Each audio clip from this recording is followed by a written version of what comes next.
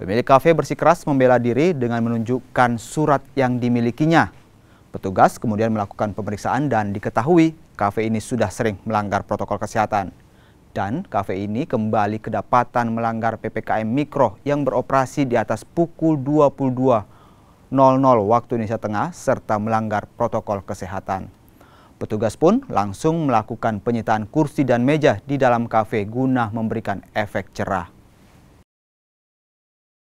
Kita melaksanakan tugas penindakan terkait dengan terjadinya kerumunan yang ada di warkop. Jadi yang kita ini karena selalu menyangka bahwa ini belum diperpanjang, ini tidak diperpanjang, ini selalu tidak mendapatkan informasi. Nah, informasi ini saya rasa itu alasan pembenaran buat dia. Karena apa? Setiap kita turun pasti kita akan melakukan penyampaian bahwa ini pandemi belum berakhir. Jadi, tapi itulah alasan pembenaran buat dia. Jadi sempat ada insiden keributan sedikit ya Pak? Iya, jadi insiden ini itulah dinamikanya.